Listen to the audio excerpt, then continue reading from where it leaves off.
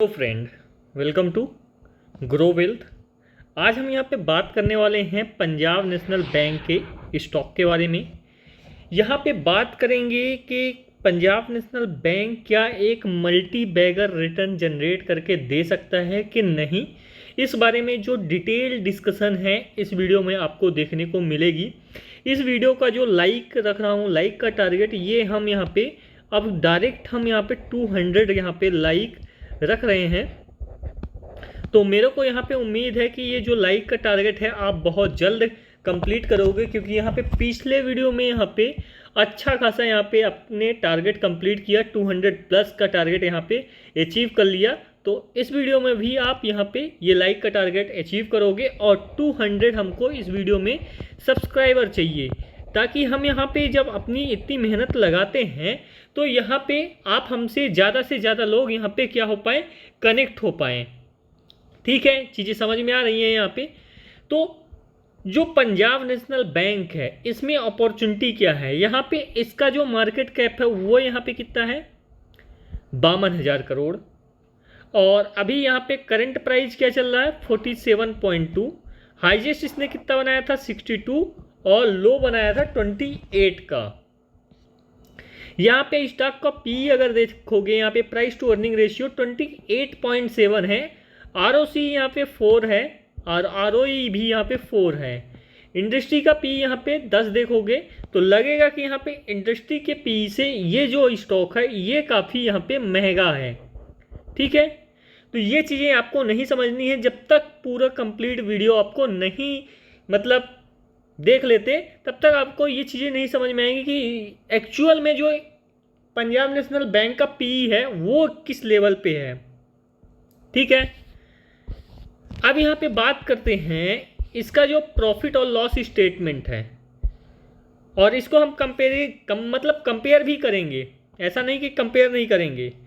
यहाँ पे देखो इसका जो रिवेन्यू है ये यहाँ पे क्या हो रहा है, इंक्रीज होके यहाँ पे जस्ट 13,000 करोड़ से 22,000 23,000 करोड़ के आसपास यहाँ पे आ गया है रिवेन्यू। ठीक है, तो रिवेन्यू में अच्छा खासा यहाँ पे जंप देखने को मिला है। इसके बाद ये जो इंटरेस्ट आप देख रहे हो ये खर्चे के तौर पे यहाँ पे काउंट होगा, ये चीज़ मैं बता रहा हूँ।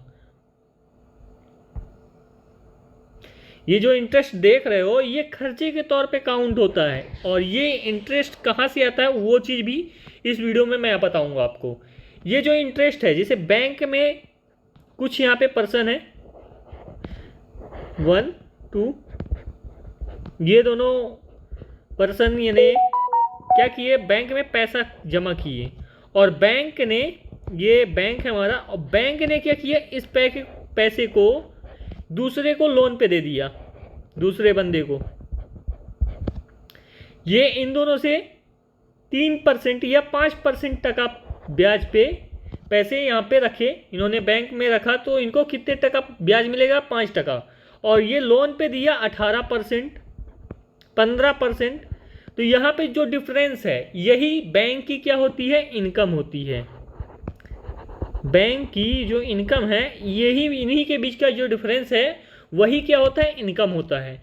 तो ये जो इंटरेस्ट यहाँ पे किया जा रहा है बैंक के द्वारा, किसको, जो जिनका पैसा है बैंक में, वो ये इंटरेस्ट यहाँ पे है। समझ में आई बात। तो ये बैंक का क्या हुआ, एक टाइप का खर्चा हुआ। और उसके बाद यहाँ पे जो एम्प्लॉय की सैलरी है, यहाँ पे बैंक को चलाने के लिए बहुत सारे जो खर्चे हैं, तो उन खर्चों को यहाँ पे एक्सपेंसेस में दिखा दिया जाता है। और इन खर्चों, दोनों खर्चों को ऐड करके जो टोटल सेल्स होती है, रेवेन्यू होता है, उसमें अगर घटाया जाता है तो यहाँ पे हमारा ऑपरेटिंग प्रॉफिट निकल के आता है। ऑपरेटिंग प्रॉफिट अगर देखोगे यहाँ पे तो अभी 2292 करोड़ यहाँ, 2282 करोड़ यहाँ पे माइनस में है। और जो बैंक को इंटरेस्ट मिलता है उसकी अगर बात करें यहाँ पे, ये अदर इनकम में अगर आप जाके देखोगे, ये जो पॉइंट है अदर इनकम, तो यहाँ पे देख सकते हो ये बैंक की नेट इनकम है जो आई है बैंक से, जो इनसे रिटर्न होके ये आई है, बैंक को ये इंटरेस्ट मिला है। ये कितना मिला है यहाँ पे, 3300 25 करोड़। इस तरीके से मैं इसलिए बता रहा हूं ताकि यहाँ पे हर रिटेल निवेशक चीज़ें सीख सके और अपने भाई बंधु के साथ यहाँ पे वीडियो शेयर करके उनको भी ये चीज़ें यहाँ पे सिखा सके। यही डिफरेंस होता है FII, DII और रिटेल निवेशक के बीच में। FII, DII ये सब चीज़ें जानते हैं और रिटेल निवेशक ये सब चीज़ें नहीं जानते। इसीलिए रिटेल निवेशक को यहाँ पे क्या होता है, नुकसान होता है हमेशा। डिप्रिसिएशन 0 है यहाँ पे, ये डिप्रिसिएशन नहीं है। प्रॉफिट बिफोर टैक्स ये कितना आया यहाँ पे, बिफोर टैक्स ये देख सकते हैं यहाँ पे 1043 करोड़ के आसपास प्रॉफिट बिफोर टैक्स आया। ठीक है, नेट प्रॉफिट जो है यहाँ पे ये देख सकते हो, नेट प्रॉफिट टैक्स देने के बाद यहाँ पे नेट प्रॉफिट जो आया है यहाँ पे 715 करोड़ के आसपास आया है। और टैक्स ये कितना दे रहे हैं, ये देखो टैक्स ये कितना भर भर के दे रहे हैं, 34%, 48%, 37%, किसी में -35%। तो ये टैक्स देने का इनका रूल है कि जो भी कहें कि टैक्स अगले साल भर देंगे या बाद में भर देंगे, ऐसा करके ये करते हैं काम। तो क्या यहाँ पे पंजाब नेशनल बैंक हमेशा इतना टैक्स भरता है? नहीं, बिल्कुल नहीं। यहाँ पे पंजाब नेशनल बैंक का अगर टैक्स देखोगे तो यहाँ पे 30% के आसपास जनरली जो टैक्स है वो यहाँ पे रहता है। बट पंजाब नेशनल बैंक यहाँ पे देख सकते हो 40% टैक्स भरा है। तो हो सकता है पिछले ईयर में यहाँ पे पंजाब नेशनल बैंक टैक्स ना पे किया हो, इस कारण से यहाँ पे टैक्स ज़्यादा पे कर रहा है। अगर ईयर वाइज यही चीज़ देखोगे तो ईयर वाइज में आपको बहुत अच्छी चीज़ें आपको यहाँ पे देखने को मिलेंगी। ये देख सकते हो इनकी जो सेल्स है वो यहाँ पे बढ़ गई है 81,630 करोड़, जो कि यहाँ पे 2021 में इनकी सेल्स थी उसी के बराबर यहाँ पे हो गई है। और इनका जो नेट प्रॉफिट है ये अभी डाउन हुआ है क्योंकि ये अपना NPA क्लियर कर रहे हैं। अब ये खर्चे देखना, यहाँ पे पंजाब नेशनल बैंक का जो टोटल खर्चा है 40,000 करोड़ का यहाँ पे खर्चा हो गया। ठीक है, और 48,000 इंटरेस्ट इन्होंने पे किया। एक मिनट हम दिखा देते हैं ताकि आपको चीज़ें क्लियर रहें। 48,000 इन्होंने इंटरेस्ट पे किया और खर्चा 40,000। यही चीज़ हम यूनियन बैंक ऑफ इंडिया में चले जाते हैं, सेम चीज़ें हैं। यूनियन बैंक ऑफ इंडिया, इसका जो प्रॉफिट एंड लॉस स्टेटमेंट है ईयर वाइज, खर्चे देखो, सेल्स उसी के बराबर, पंजाब नेशनल बैंक के बराबर, खर्चे यहाँ पे 33,000 करोड़ रुपए। तो ऐसा पंजाब नेशनल बैंक में क्या है कि जो यहाँ पे 40,000 करोड़ रुपए का यहाँ पे खर्चा आ रहा है। चीज़ें समझ रहे हो यहाँ पे? तो ये जो खर्चा है वो NPA क्लियर करने में यहाँ पे इनका जा रहा है। इसमें NPA क्लियर करने में इनका। अब इंटरेस्ट भी देखो, एक चीज़ और, अदर इनकम में इंटरेस्ट भी देखो 10,673 करोड़। और यूनियन बैंक का देखो,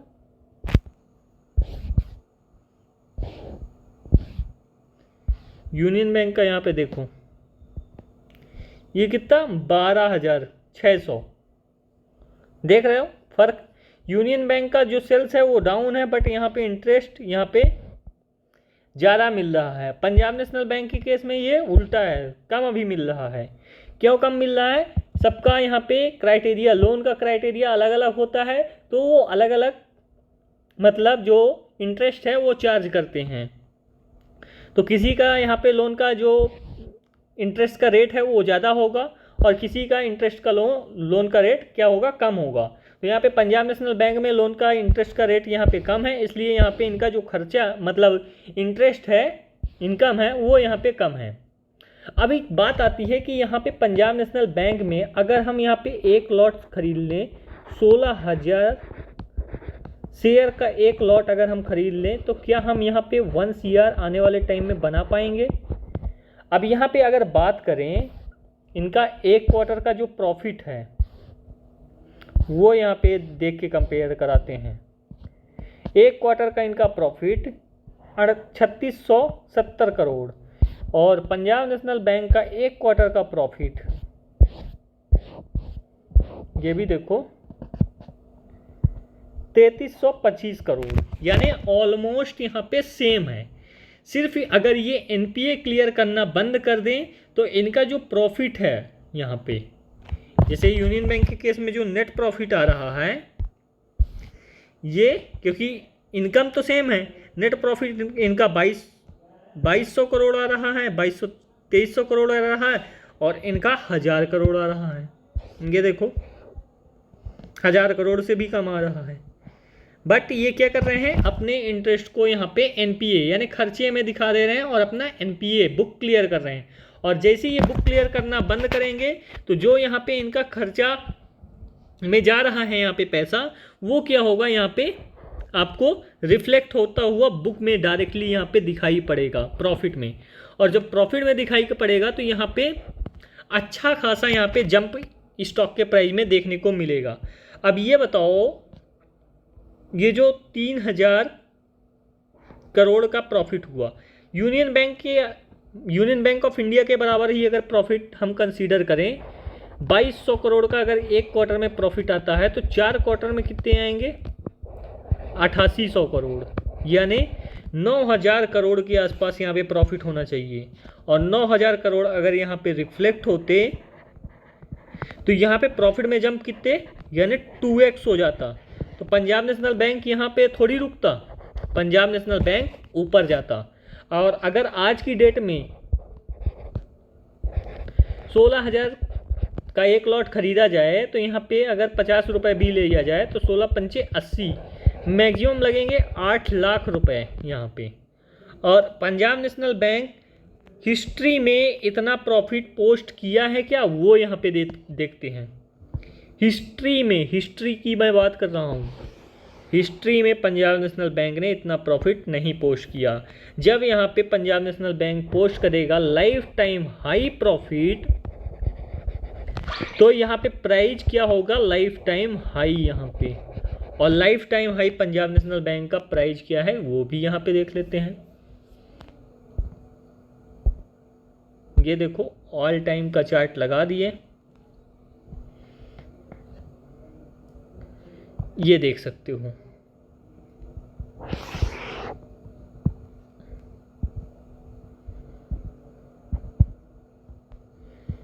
इसको हॉरिजॉन्टल लाइन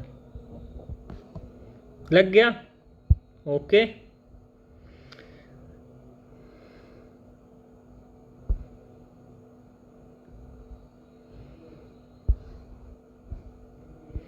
₹283 कितना, 283 रुपीज़ यहाँ पे पंजाब नेशनल बैंक का लाइफ टाइम हाई है।